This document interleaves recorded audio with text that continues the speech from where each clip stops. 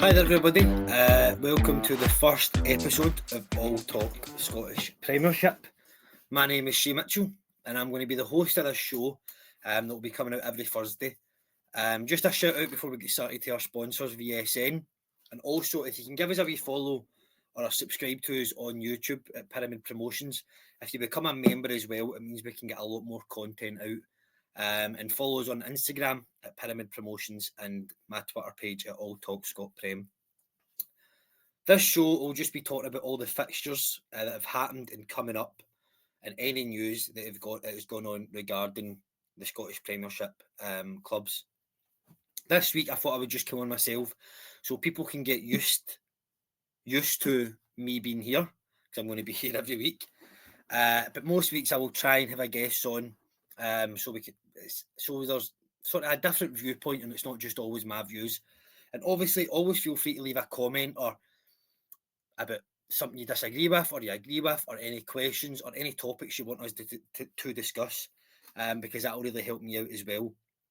The show will be out every Thursday on YouTube, and I hope you enjoy it. I'm absolutely buzzing to get started.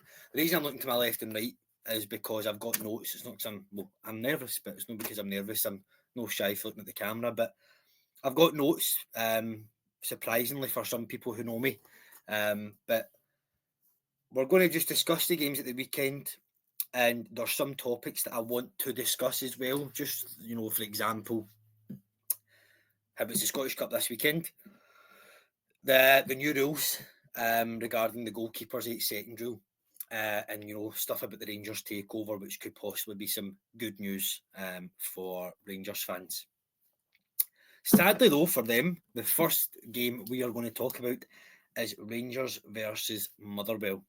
Obviously, unless you've been sleeping all weekend, you will know that result was 2-1 to Motherwell. And I don't think that shocks a lot of people. It didn't shock me. Obviously, you still, because it's Rangers, you're still a bit like, oh my God, but it didn't shock me. That's the third home defeat in a row for Rangers. I know one of them was in the Scottish Cup, but Queen's Park, St Mirren and Motherwell have went to Ibrox and won. It's not good enough. It's not good enough at all. Obviously, credit to Motherwell. I mean, they did deserve it. They didn't go, and they certainly did not sit in my opinion. Motherwell were very smart in their playing. Obviously, if you kind of watch as well, after it, Andy Halliday said that they actually worked on getting the ball and switching it out quickly. And obviously, we'll get into the goals soon. But that's basically where it came from, just Motherwell being clinical.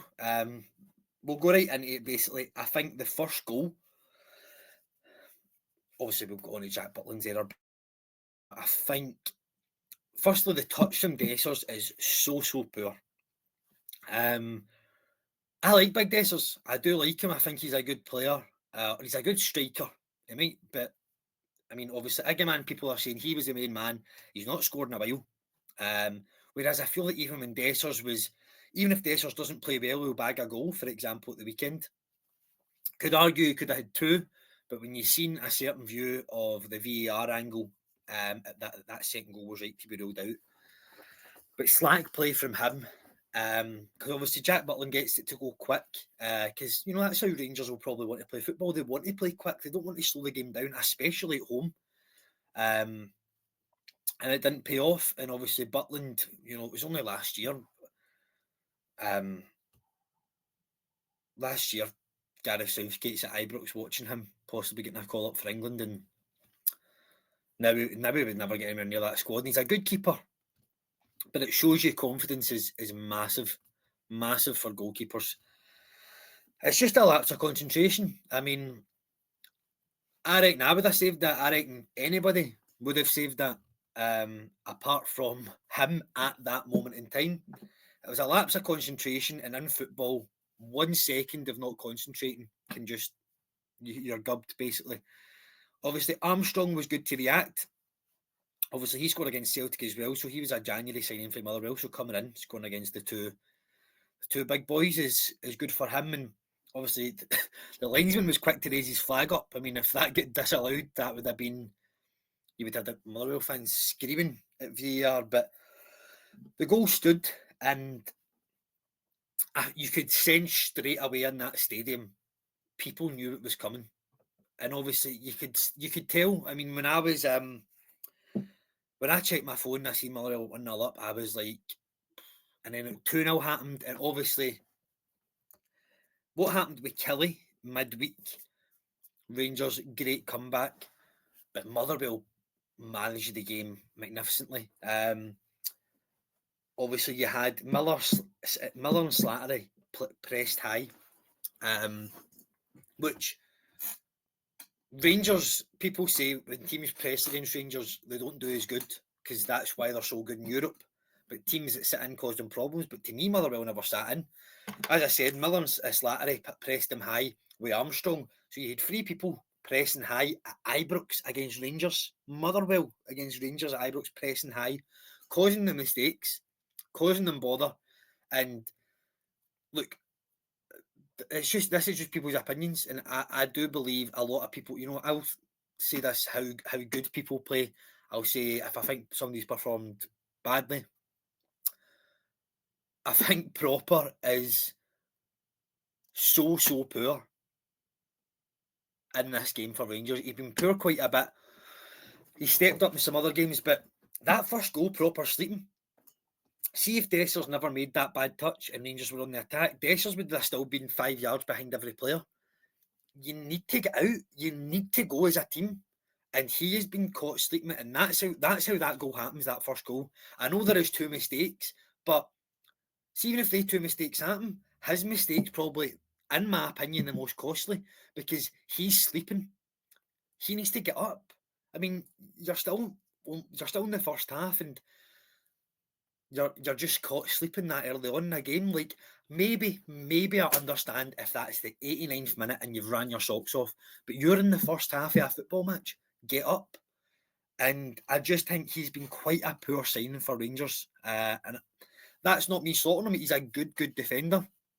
I just think for Rangers quality, he is a poor signing. And that showed at the weekend. The second goal, obviously, that's what Andy Halliday said. Motherwell worked with, if they won the ball on one side, they would get it quickly to the other side. And that's what they've done for the second goal for Sparrow. Jeffy, I think Jeffy's performed well in games. I look back at the last Old Firm at Ibrox. Jeffy really handled Nicholas Kuhn. Really dealt with him quite well. But in a game like that yesterday, or Saturday, sorry, it was as if he's actually saying, "Here, give him that ball. Let him go and have a goal." Like, he's tucked in, and if anything, I know you need to tuck in, but see where Jeffy initially runs in.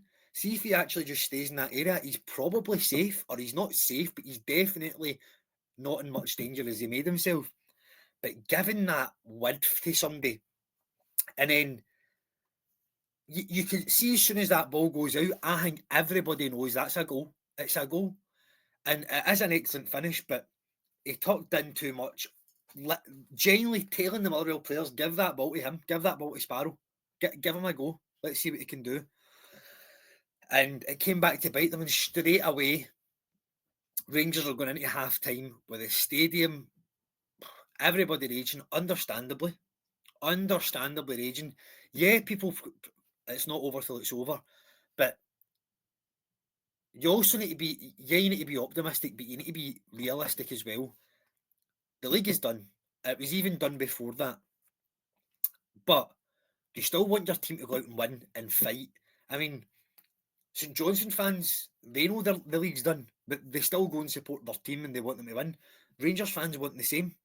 And I think I think Motherwell managed the game magnificently. We'll go on to Kilmarnock later, but with the game midweek, Kilmarnock were playing as if they wanted to take 4 or 5 off Rangers. And maybe that's because they felt like they could. But Kilmarnock went 2-0 up. And in my head, when I was watching that game, I'm like, surely you just hold off a wee bit, get to half time at 2-0. But I felt like Kilmarnock were going, we can get 3, we could get 4. And Rangers were getting in behind Kilmarnock and they just weren't taking their chances. Some were blocked, some were saved, some good last minute tackles. And then the goal comes. I think Motherwell managed that game so well. And obviously, Dessers getting that goal is a bit of confidence, and then gets the fans back on side. And everybody will start believing, well, we've done it away to Kilmarnock, we can do it here today. But it was never going to happen. As I said, the goal got disallowed. It was the correct decision. There is obviously a specific angle that got shown where you can see the ball change direction. You can see it slightly. And that was really it. The game sort of fizzled out. You kind of when they got that goal and it got chalked off, I think everybody just kind of went, it's ending 2-1. It's ending 2-1. Everybody just knew. And I think, as I said, I'm a big fan of Dessers. I think Dessers, the big guy's a great striker. I do. I honestly believe that. And in my opinion, I think he is the best striker at Rangers at the minute. But he's not good enough for Rangers. Some might say, obviously, I remember a couple of months back he made that comment, if I scored 4 goals then I wouldn't be at Rangers. That is true, but at the same time, I wouldn't want to hear my striker saying that. But I think the thing is with Dessers is he misses so many chances that even when he gets his goal or his 2 goals, people kind of go, well, you could have got the goals about half an hour ago. But I think Igaman, not that Rangers were flying, but they were definitely playing better when he was scoring goals, and he's just not been at it recently. He's not been at it at all, and this is why Dessers obviously bagging the goals away to Kelly as well, and then the goal at the weekend. But and look, this is me going on Rangers here. Motherwell were excellent, as I've said. They actually pressed high with Miller on Saturday with Armstrong sitting in between them. They're defending. I like Big Dan Casey. I think Big Dan Casey's a terrific defender. And they're just, Motherwell, they did deserve it. They did, and obviously that's Michael Wimmer's second win. As the new manager.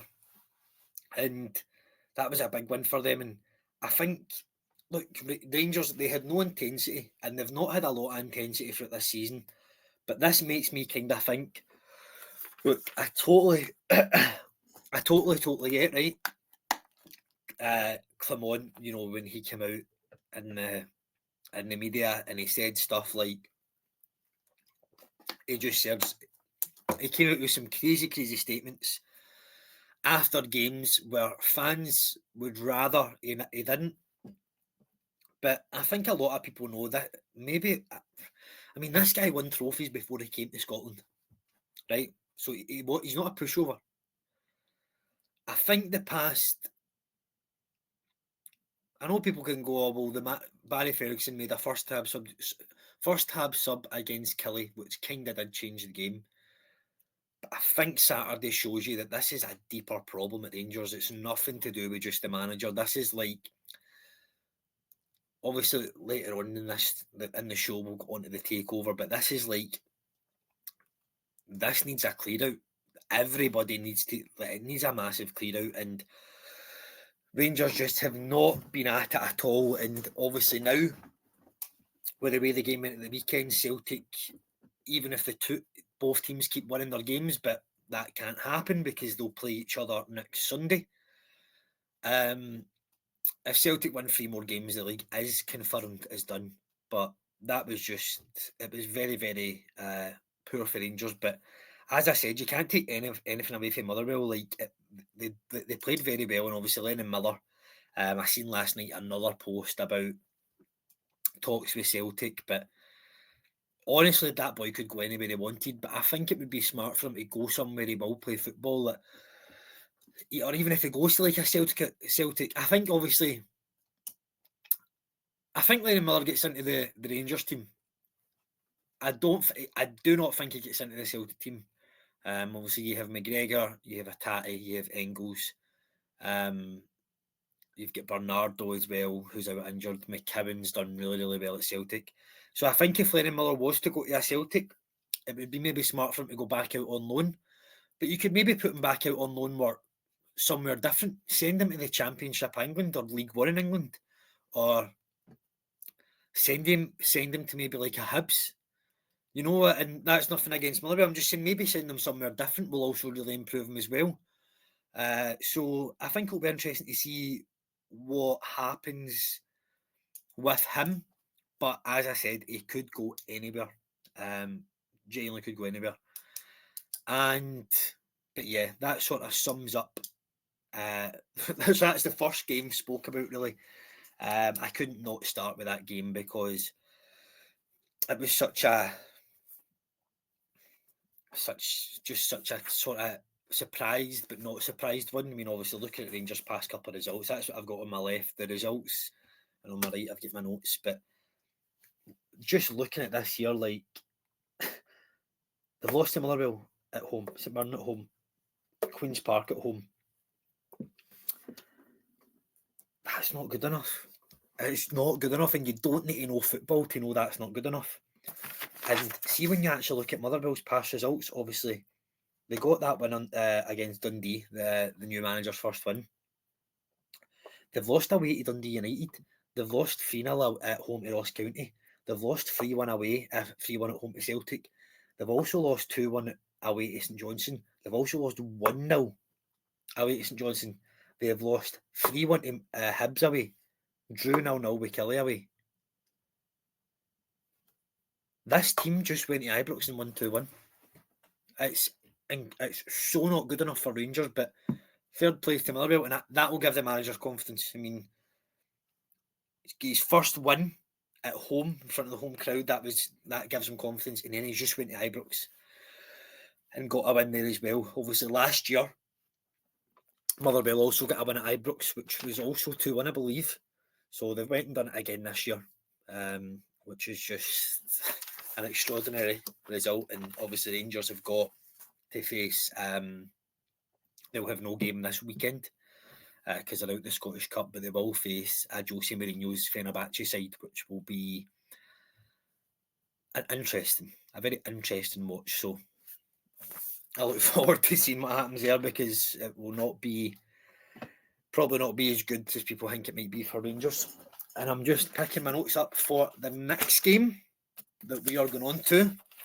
If anybody has any thoughts on anything I've said there or anything they disagree with, leave a comment below as well. Obviously, I don't mean to go in too harsh on MD. I mean, I'm looking back at what I said about Big Proper there, but that's just what I believe. He's not good enough to be a Rangers centre-back.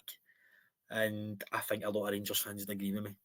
But that's nothing against Robin Proper, because he's a better footballer than me. So, yeah. But moving on, we will go to the Edinburgh derby. So, 14 games undefeated for Hibernian. And I feel like I've never called them a Hibernian before. So, that felt weird there. And, great game, in my opinion. Firstly, I do want to start with, why is Shanklin getting interviewed at half time? It's just like, get it out of football. It's as Sean Dyche would say, it's utter woke nonsense, but it's just, I mean, see, Lawrence Shanklin, I know he's probably walking at the exact same pace he would walk with it being interviewed. See, at the same time, he's probably got in his head, right, I could probably have took my chances a bit better in that half. He's probably thinking about the game. He's not thinking about talking to this guy. Like, I don't agree with that. If I'm a manager, I would be so against that, So please stop that. I just don't agree with it at all. But regarding the game, obviously 2-1 to Hibs. Martin Boyle and Iredale with a goal for Hibs. I hope I'm saying that right, Iredale or Iredale. and then James Grant for Hearts. I think in the first half, I think Hibs were definitely up against it a wee bit. I would say Hearts. If you looked at the first half, I would have given it to Hearts. But I think then when you look at the game overall, Hibs fully deserved it. And the first goal for Hibs comes from Hearts pushing into the space. Hearts have pushed into that space because obviously one of Hibs' defenders are on the ball, and they've tried to push up into that space, which they would have worked on, but they would also have known in their heads they've got Martin Boyle up front. And it wasn't even a hit and hope from Iredale. It was he knew what he was doing. It was a long kick, as you would maybe want to say. And with that pace with Martin Boyle, and the finish is incredible. See the angle of that, it's insane. Obviously, that's a goal and an assist for Iredale, and then Darby, some record for a defender. But the first goal was spectacular. Finish from Boyle, and if I'm calling that one spectacular, then I don't know what I'm going to call the second one. But and then obviously you look at Boyle's celebration. I mean, you like to see stuff like that. Obviously, I'm sure Hearts fans have given him a slaughtering for many years, so if you can give it, make sure you can take it. Hearts bounce back almost instantly.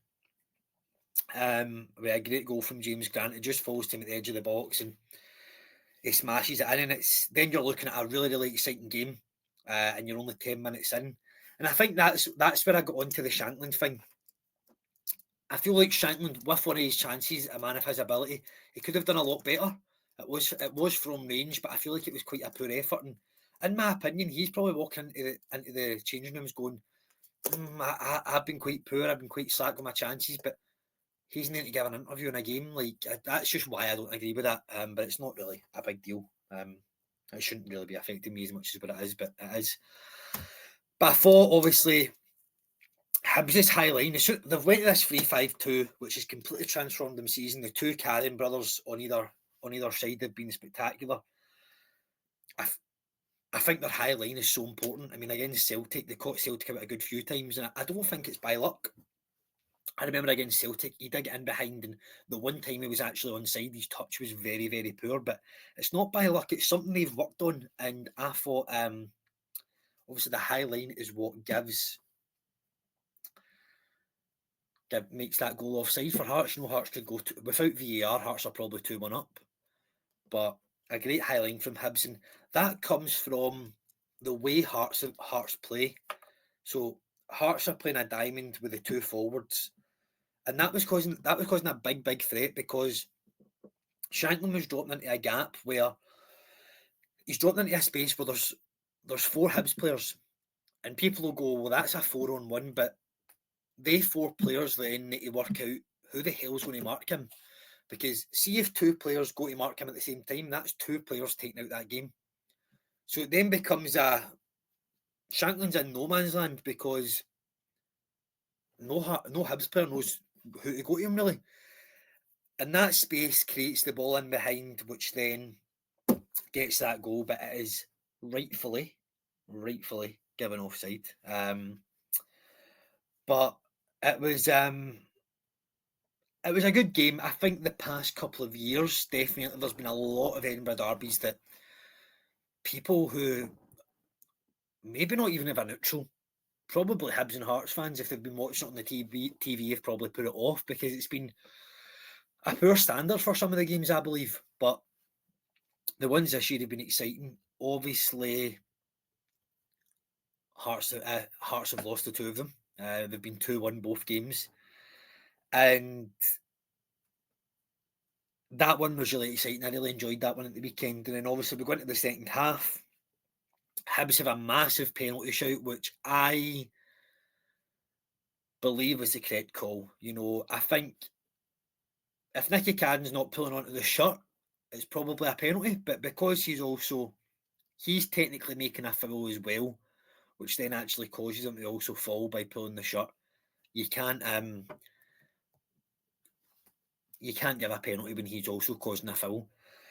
And then obviously I called that first goal spectacular, but the goal from Iredale, I probably said his name differently about 4 times this episode, but that strike from him is spectacular. I've already said spectacular, sensational, the 2 S's, but what a goal, and your first goal for Hibs. And, you know, if you scored that goal in the park with your mates, you would go into school the next day and tell everybody, but nobody would believe you because it's not been recorded. But he'll be able to watch that back for the rest of his life in an Edinburgh derby. Like, it's actually spectacular. And obviously, I think with the way the second half panned out, I definitely would have given the overall 3 points to Hibs. They fully deserved it. And obviously that makes them 14 unbeaten. And in the past 7 days, they have won 3 games. Home to Celtic. Yeah, this came out. Celtic's goal, the equaliser should have stood. Hibs still got the 3 points and then go away to Dundee United, who are no pushovers this season. And win as well, very late, but they win.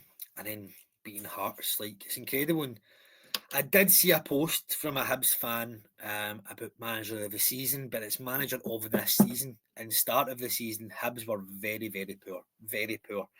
But credit to David Gray, or credit to Hibs overall, they've stuck with him.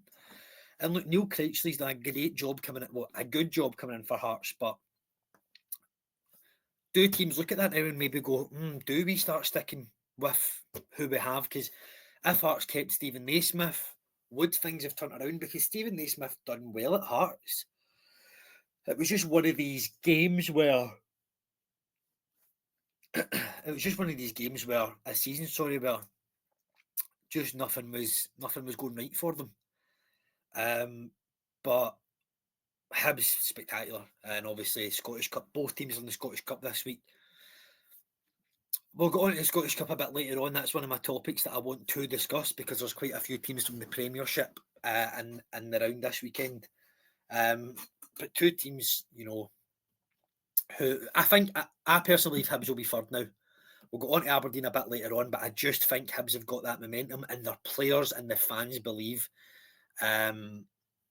Hearts, if I am being honest, don't get into the top 6 for me. I think Aberdeen have done enough at the start of the season to keep them up there in the top 6. Not saying they'll get third. They'll definitely stay in the top 6. Dundee United have been good this year. I think it would be very surprising to see them fall away. And St Mirren, I think they've just got it in them more than Hearts to... Sorry, my throat's a bit dry. It's the most I've spoke for about 4 days. I think St Mirren have got more in it than Hearts to get the top 6.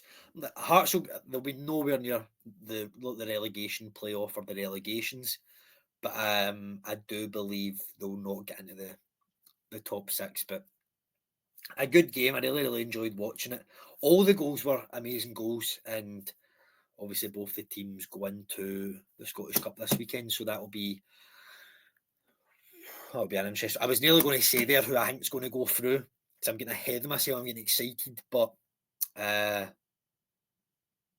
save it for later on. Obviously, we're about half an hour in. I hope you're enjoying it so far. I've got my water beside me because a wee bit nervous, but I've been enjoying it. But as I said, it's probably the most. It might be the most I've ever even spoken my whole life. But I hope you're enjoying, and obviously leave a wee like and stuff like that if you are. The next game we'll go on to is going to be the St Mirren versus Celtic. Obviously a very high scoring game. Celtic went into this game, so it was a later kick-off, knowing that Rangers had lost, which I'm always curious if the teams do look at stuff like that. Like, obviously the managers and the players come out going, we don't focus on that. But I mean, you'd be lying. You'd be lying if you said players don't keep up with results. But it was looking to be a good game. St Mirren have been quite good recently. Obviously, if you look, obviously I know they lost away to Hearts, but they got that result Ibrox just the other week. And Celtic were going into the game, obviously, in the past couple of weeks before that, with a gutting performance. Not gutting performance, a gutting result in Munich. Then a European hangover away to Hibs. And then a big result against Aberdeen. So it was a kind of mixed emotions going into the game, I would say, for Celtic. But obviously, the result being 5-2, it now moves them to 3 wins away from winning the Scottish Premiership. Obviously, they've been a very exciting side to watch this year. And the game itself, I thought, obviously, in the game, I'll get right into the 2 penalty shouts. One of them was given, one of them wasn't. I think the St Mirren one was more of a penalty shout than the Celtic one, and the Celtic one got given, which I don't understand at all. I don't get the whole. Surprisingly enough, VAR isn't a topic because I thought I would give everybody a week off with VAR, but I just think that decision was bizarre. It was bizarre. I didn't understand it at all. When the St Mirren one happens at this point, it's 3-2 to Celtic. So if St Mirren get that penalty, they could make that 3 each.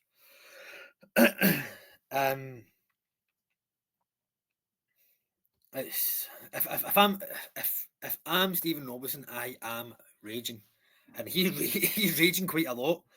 But I'm even more angrier than what he usually is. It was very bizarre, but obviously in the end, Celtic go and get another 2 goals. So would the game have ended 5-3? I don't know, but I just wanted to get that out of the way early doors because I think everybody needs a week off for VAR. Even though I've spoken about it already, but I'll not get into too much detail this week. But obviously, the game starts off with a Jeffrey Schlupp goal, who, ever since the Bayern Munich home game, has came in from Taylor. Taylor looked very, very poor in the Bayern Munich home game, if I'm being honest. He's been a good player for Celtic. Like, I think he will be one of them players where in 4 years' time or 5 years' time, you'll look back and go, he was a good player. He was a good player for Celtic. But he's not been at it this season, and his head probably is somewhere else. And obviously, Schlupp's came in, and he's a Premier League player, Premier League winner, and he gets his first goal for the club. Obviously, he's only on loan, but I'm sure he's out of contract in the summer. But I imagine he'll still want to be a starter at a club, and if Celtic are bringing back Tierney, unless Tierney gets injured, I think that guy will play every week. But 1-0 up, and then obviously St Mirren bounced back with an excellent free kick from ex-Rangers man, Declan John. You could have had 10 keepers in that goal and that still hit the back of the net. It was an incredible strike. And then the game's interesting because I think usually when Celtic goes 1-0 up, people just sit back and go, game's done. But nah, St Mirren done excellent. And I was really, really amazed with how much they just didn't back down to Celtic. And then obviously the game goes on, that penalty comes in. Look, it is a penalty. Celtic's penalty is a penalty.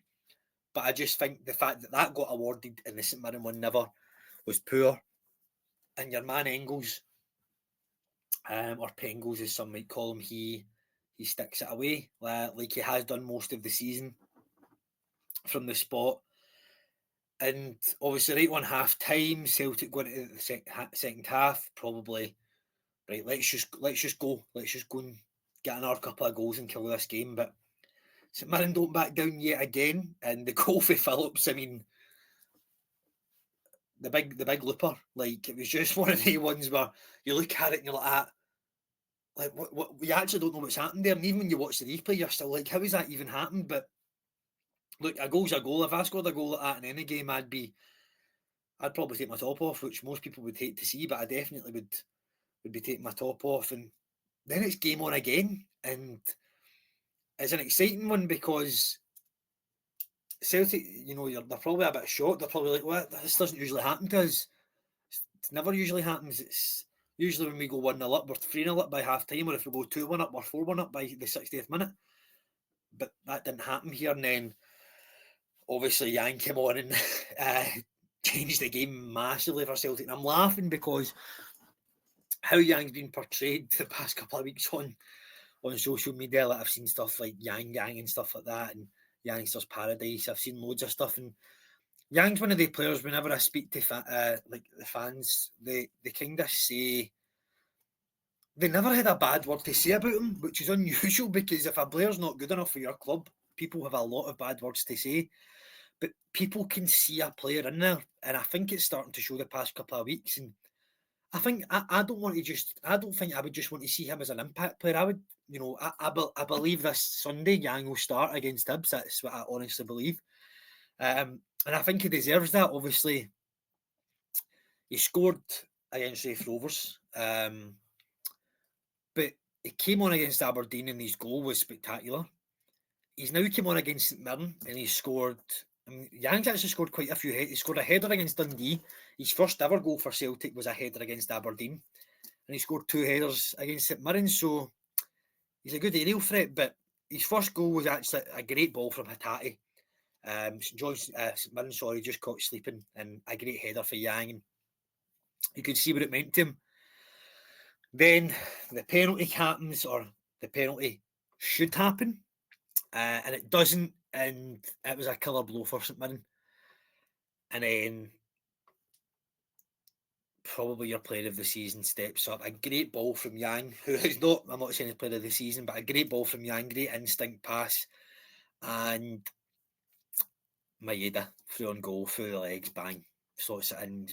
He's been incredible, and I think if Celtic lost Maeda, that would be a bigger hit than them losing like a Carter Vickers. I think Carter Vickers has always came across as a very, very important player for Celtic, and he is. But you're never, ever going to get a Dyson Maeda ever again. And I think if he left now, I think even if Dyson Maeda left last year, Celtic fans would know very, very quickly after about 2 or 3 games how important he was. But now he's actually shown people, look, I can put the ball in the back of the net. Yeah, I can put it in Rose Ed, but I can put the ball in the back of the net a lot more than you think. And obviously him getting that goal puts him on to 25 for the season. Incredible. And he's done it, he's done it in Champions Leagues, he's done it in Celtic Rangers matches, he's done it in finals, he's done it in the Scottish Cup, he's done it in the League Cup, in the league, he's incredible. And then by that point, the game's killed, really. Obviously, St Mirren are deflated with that penalty shout, not given. And then I just broke my pen because I'm fidgety. And then Maeda's goal gives him a 2-goal advantage and the game's done. But up pops Yang again with another header. His second goal of the match. So he comes on and gets 2 goals and an assist. And he gets the man of the match, rightfully so. So I think he's in the squad. I think he's in the starting 11 this Sunday, in my opinion, against Hibs. But it might be one of the ones where Yang plays. It's going to be a tough game against Hibs, so he doesn't create much. Because he's struggling to create much because how well Hibs are playing, and then Kuhn comes on and gets a goal. That's what I could see happening. Another player who maybe could get back into the Celtic team, in my opinion, is Liam Scales. I think he was hard done by getting taken out of the team, but I mean, obviously, we trust he could be out or whatever, but I just think there's been a few games. I mean, I look at the game against Aberdeen as well. I think Big Trusty really struggled for some reason. I just don't think. I think when that ball was coming towards him, he just never looked safe. And I just don't think. I think Scales will possibly be in the team in the starting 11 for the next maybe 3 or 4 games now. That's my opinion on that. But St Mirren, I think. St Mirren were also quite wasteful with chances, and that's kind of looking at Celtic in the Champions League against big teams. If you're wasteful, you'll get punished. And I think that chance in the first half for St Mirren get in, and it's a great save from Schmeichel. I think that needs to hit the back of the net. I think it does. I think in a game like that, you need to take them chances. And obviously, it's a good save from Schmeichel. He's been spectacular for Celtic. He's kind of made Celtic fans forget about Joe Hart a wee bit. But I think St Mirren they had to take their chances more than what they did. But they competed. And as I said, I think St Mirren have got a lot more to them than people realise. And I think they've got a lot more to them than Hearts. And they stay in the top 6. And obviously Hearts are close to them. But I think Hearts will not catch them. I think St Mirren have got more in them. So that's what I believe they'll finish top 6. And obviously going into the next game, St Mirren are away to Motherwell, which will be a tough game because Motherwell going into the game off the back of 2 wins. But I would probably if I was putting my money on it there, I would probably put that one to being a draw. And then Celtic are Scottish Cup this week against Hibs, which we will go on to a bit later on. But the next game we will go on to is, just let me flick through all my notes because I've been preparing amazingly. Dundee and St Johnstone. So the 2 teams fighting for relegation. Obviously Dundee second bottom, St Johnstone bottom. I think obviously the game, it was a game Dundee being at home. I think St Johnstone would have been happy they are getting a draw. And then when St Johnstone go 1-0 up, and it was a great header from Kirk, like genuinely, like the movement was incredible. And Silla for Dundee, he needs to follow that runner in, just because at that moment where that ball is, you need to follow Kirk into the box. He didn't really even pass him on. I mean, if you're going to pass somebody on, you need to make sure they are passed on, and he didn't do that. The delivery was exceptional, and then the header was even better. And young player, and that's his 10th goal of the season. So I think St Johnstone at that point were they were happy because they would have went there and took a draw. So then to go 1-0 up, they're sort of going, well, I mean, I think Villicari, the St Johnstone manager, I think he's been good since he's come in. And obviously, if they get relegated, it might look bad on him because he's went to a club and they've got relegated. But they were already in a situation before he went. And obviously, Tony Dock, I personally believe no manager will get sacked again for the rest of the season. I don't think the St Johnstone manager loses his job. I think Tony Docherty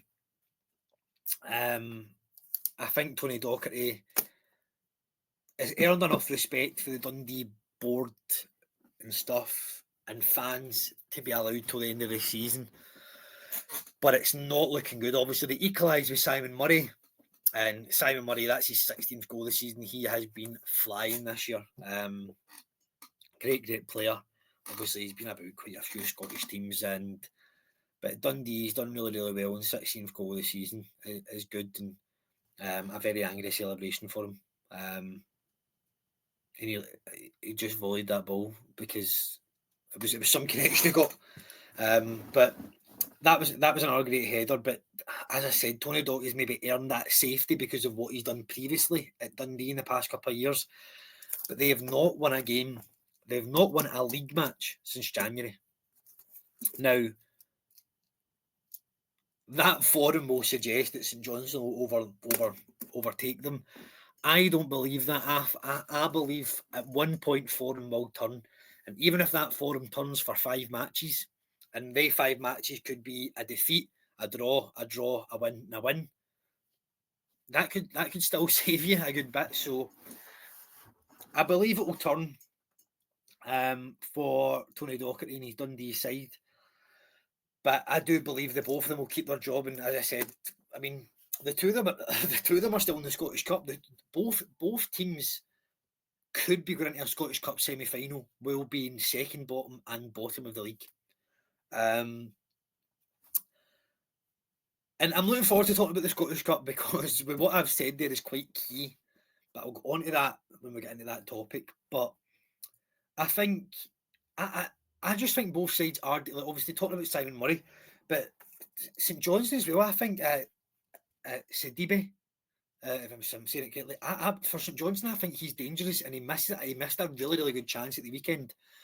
But you are also chasing Motherwell, who have just went to Ibrox and won. You're chasing a Ross County side who we'll go on to, but they won at the weekend. But Motherwell could lose their next 2 games, and Dundee could win their next 2 games, and it's just flipped. It's crazy. Obviously, Dundee and St Johnstone are a 3-point gap, and that's why probably St Johnstone would have been happy just going there and getting a point, whereas Dundee, they've really shot themselves in the foot. But when they went 1-0 down, Tony Dockett was probably just saying, just get a point here. But when they equalised again so early on, they will still be disappointed with that result. But they could have really done themselves a favour, Dundee, getting a draw, getting a victory, sorry. But it remains 3 points. But it is this season has been like, obviously I'm saying St Mirren, right, will stay in the top 6. But see, realistically, the way results go, St Mirren could end up finishing 9th or 10th. Like, and the way results would go, Hibs could actually also fall back down to like 7th or 8th. It's the way this season has been it's been strange. Every team can compete. Ross County could win 2-0 away to Dundee United, for example, right? And then they could go at home to St Johnstone and lose 3-0.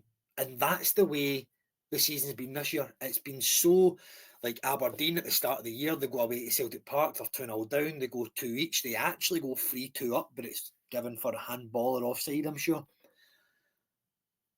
And they now might be finishing in 3rd, 4th or 5th. Sorry, 4th, 5th or 6th. I do not believe they will finish 3rd. And Dundee, like, when you look at them for last year, you're like, there's no way they'd been a bit of bother. Obviously, they lose their captain and probably their better player, Luke McKibben. And that's a point I actually missed on. I feel like when Luke McKibben came on for Celtic against St Mirren, I thought he was really, really good. I thought he's been a really, really good squad player this year. And that's not in a disrespectful way. I think when he's come in to start on the league games and when he's come off the bench, I thought he's been fantastic. He's not really had a shout in the Champions League games, but I thought in the league he's been magnificent. But they've lost him. They're also going to lose Lyle Cameron. So see, even if Tony Docherty keeps this Dundee side up, they've lost one of their better players at the start of this season, and they're all going to lose one. They're going to lose their next one at the start of next season. So I do feel for him, but that's what I'm saying. I think managers have been very, very loyal. Football clubs have been very, very loyal this year. Obviously, St Johnstone changed their manager pretty early. But, you know, I look at Aberdeen, I feel like a couple of years ago, if Jimmy Tilleen was on that run of form, he would have been out the door. I don't even think his early the season form could have saved him. I believe a couple of years ago, any Rangers manager in the world would have been out the door after losing to Queen's Park, or out the door after losing many of the other games Rangers have lost this year.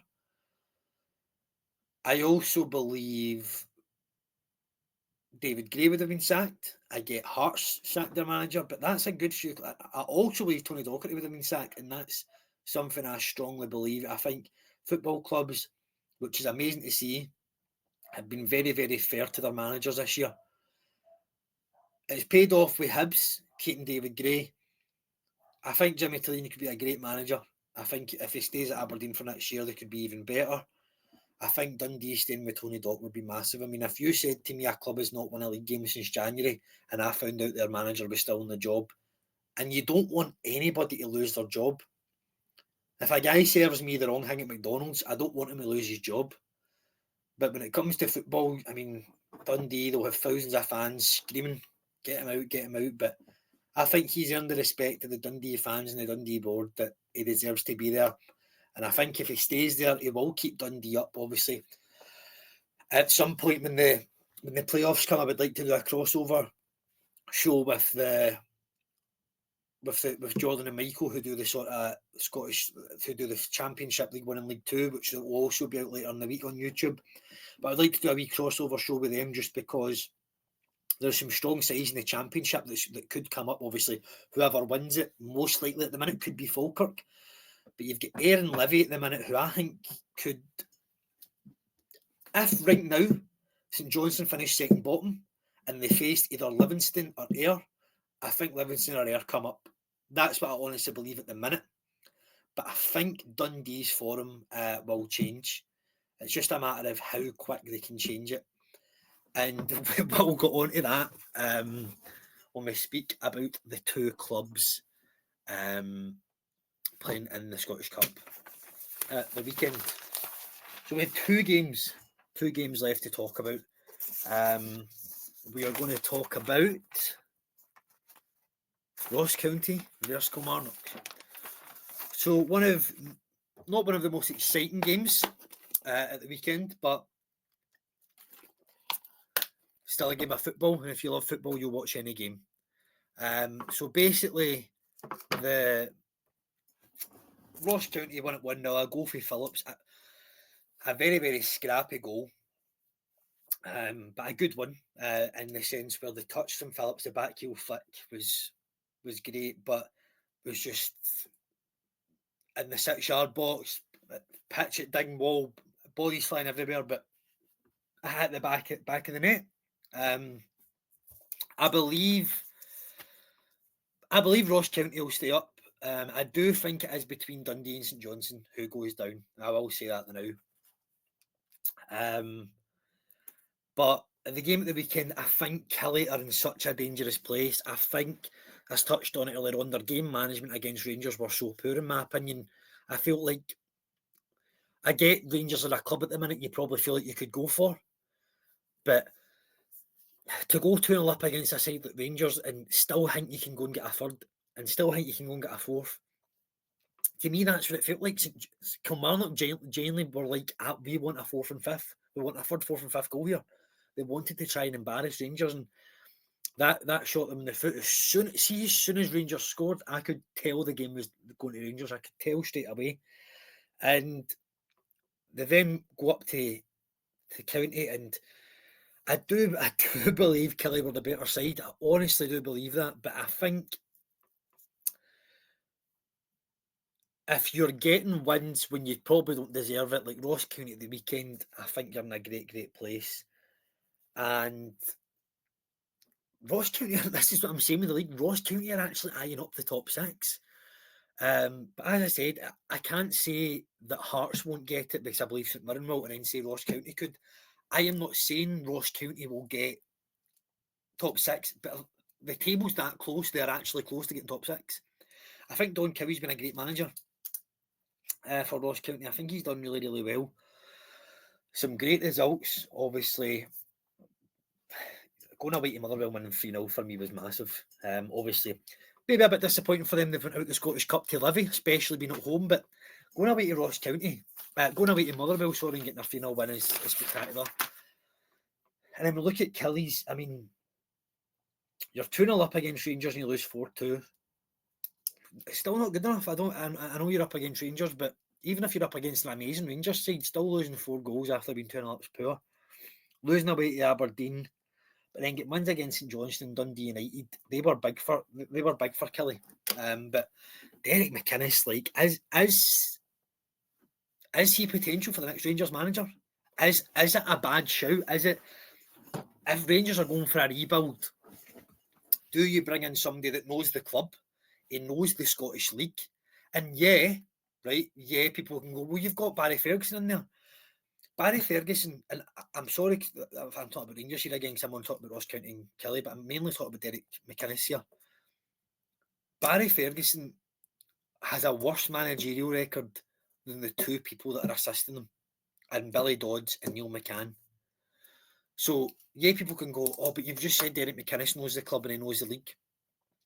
But he's a better manager than Barry Ferguson.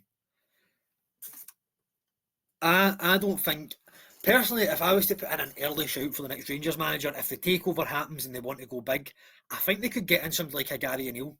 I do honestly believe that. But I'm not saying it will happen. I'm just saying if the takeover happens and they go for a bigger name manager, that's who they could. That's one of the potential people I think they could get.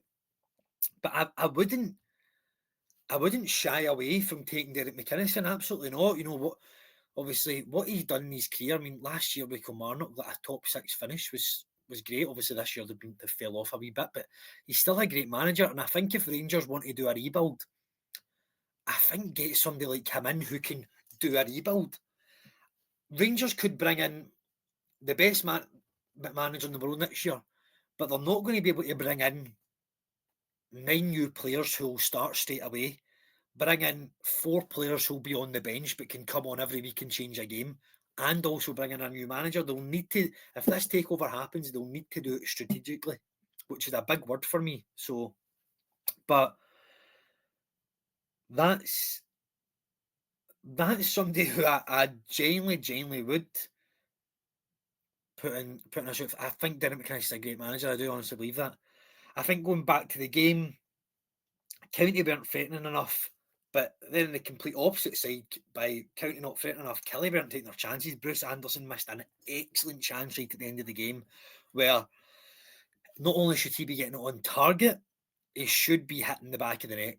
And then Big Lapata, I think he's been solid at the back as well. Been solid at the back. I think he's a great defender. Does well for them as well. But the game could have gone either way. It was one of them games where, you know, if I checked my phone and Kelly brought it back and won 2-1, it wouldn't surprise me. But obviously, County got a goal disallowed for offside. But that's what I'm saying. If I picked up my phone and it was 2-0 Ross County, that also wouldn't surprise me. But I do think regarding possession, shots, I know that stuff doesn't win you games. I do think regarding all of that stuff, Kelly were definitely deserve something from it. And this is where Kelly needs. Obviously, I've said County are away to Hearts. Obviously not this weekend, but next weekend. But both these clubs play the Edinburgh sides. County are away to Hearts, which is a game where it wouldn't surprise me if Hearts went out and won that 4-0, but it also wouldn't surprise me if Ross County went there and won 3-1. And I know sometimes I pluck these random things out, but see if I pluck them out and they actually happen, I'll look smart. And see if they don't happen, slaughter me. Don't be afraid to slaughter me, because I'll probably get slaughtered anyway. But don't be scared to praise me as well. Okay? Don't be scared to praise me. But Kelly will have Hibs at home. That'll be their next game because they're not in the Scottish Cup. I honestly think Kelly need to win the game. I don't think they're ever going to get in bother with Dundee and St Johnstone. I think Dundee's form will turn, but it won't turn enough to drag Kelly down with them. St Johnstone, it's such a tough ask. There's no way. I believe St Johnstone will finish bottom.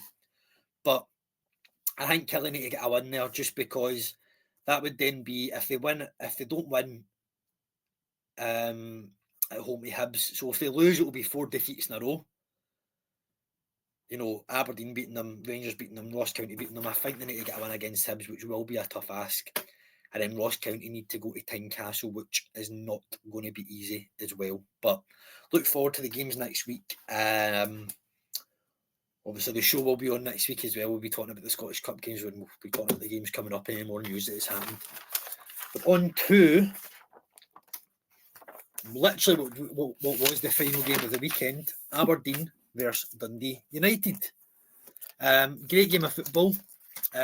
Obviously, both of them were battling each other for third, and then Hibs have come out of nowhere, and now Aberdeen are fourth, and Dundee United are actually in fifth. Dundee United went 2-0 up, and by that point, people are probably seeing a crumble from Aberdeen. Obviously, Jim Goodwin back at a club that he formerly managed. Maybe didn't get enough time there, in my opinion. But Dundee United, they done well to go 2-0 up, obviously. Savage, I'm probably not saying it correctly. I will brush up on my pronunciation of even normal words, never mind names. And then big Sam Dalby. Obviously, that's his 13th goal of the season. Obviously, he's on loan from Wrexham. I doubt Dundee United are going to be able to buy him. But he's been great this year. He's been on fire. And I think when Dundee United go 2-0 up. I think you are looking at the game being done, especially the fact that Aberdeen have had 20 shots. 20 shots and none of them were on target. I can't work that out. Like, how is not one shot actually? Like, it's so poor. It's just, I would rather they had 6 shots than 3 of them were on. Like, do you know what I mean? It's just poor. I mean, I know they're creating chances, but they're doing nothing with them. And until they scored, that was their first one on target. So then you could all say they're clinical, but they're not clinical. Just because they had 20 shots and the first one on target went in, it doesn't mean they're clinical. But Kevin Nisbet stepping up. Good striker for Hibs, obviously. He's went down south and it never really worked out for him, and he's on loan at Aberdeen. But I think he would be a good signing for Aberdeen. You know, I think he does perform well. He's got good hold up play. He's quick, and you don't realise he's quick. He's big as well. I remember the first time. I passed him in an airport. And I didn't realise how big he was, but he is huge, and he's very strong, and he's a good finisher. You know, that first goal, he moves into the space, he's touch away, and the finish is exceptional. And then the second one is just an instinct finish. But a very, very good game, obviously.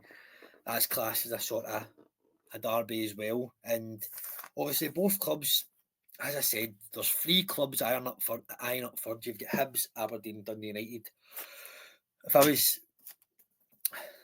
was putting my house on it, I think Hibs will get third. And this is what I'm saying. Me saying this stuff is just my opinion. It doesn't mean I'm right. And if I'm right, I'm right. And if I'm wrong, I'm wrong. And I make sure to call me out if I'm wrong. But I just believe Hibs, the way Hibs have turned their season around, I think you see the squad, the sort of like the squad morale around the place looks good for Hibs. And I just, honestly, I couldn't call it between Aberdeen. I know I've called a lot of things in this show, but I couldn't call Aberdeen and Dundee United. I think it'll be a very exciting end to the season. Obviously, Aberdeen have the Scottish Cup this weekend. Dundee United get knocked out of that to Dundee. So Aberdeen have got Queen's Park this weekend. So obviously Queen's Park could cause another upset, but we'll go on to the Scottish Cup. But you're potentially seeing Aberdeen going into the semi-finals of the Scottish Cup. But a great game at the end of the weekend. Obviously, 4 goals in the game. A great comeback from Aberdeen, and only 1 point separates them in the table. So only one point separates Dundee United and Aberdeen, and only 1 point separates Hibs and Aberdeen. So it'll be an exciting end to the season. Obviously, we have a couple of more games. I think maybe 4 games, obviously, until the split comes out. So it'll be at the end. It can end up anywhere. So it'll be really, really interesting to see what happens regarding that. And that is us talking about the fixtures anyway. There is a couple of topics I would like to discuss.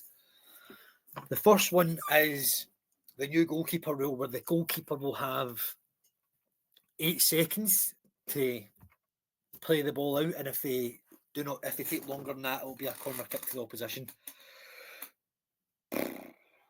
I don't know. I think my opinion on it stood where the goalkeeper, first of all, already gets 6 seconds. So you're technically giving the goalkeeper an extra 2 seconds what they already have. But yes, there is repercussions if they don't do it in that time. I was speaking to somebody who says if a corner comes in, the keeper catches the ball, brings it in at themselves, falls down, looks about and gets back up, that's 4 seconds wasted. Sorry, that's already 4 seconds. So then they've got 4 seconds to stand back up on their feet and find somebody. I don't think it's going to be as strict as that. I don't think if the clock hits 9 seconds and the ball's in, just comes out the goalkeeper's hands, I do not believe it will be that strict. But you could also say when a keeper catches a ball and goes like that, do they really need to fall to the ground? Right? Do they really need to do that? But I think that's really only benefits like a Celtic and Rangers. Even when teams go to Celtic Park and Ibrox and it's still nothing each in the 12th minute, goalkeepers are time wasting. And people can call it unsportsmanlike because you are wasting time in a game of football. But you could also see it as tactics. You're letting your players get a breather. You're letting people set up. And you're giving yourselves an extra 4 seconds to get closer to half-time because You're going to Celtic Park and you're going to Ibrox against teams that have more money than you, better quality on the pitch and on the bench. So I think it is a really, really tough debate to have, because it depends who you support. You know, if, say, for example, like a Celtic were up against a Bayern Munich and they were 2-0 up at the Allianz Arena, and that would have seen them through, and Kasper Schmeichel takes 10 seconds or 9 or 10 seconds to get the ball out.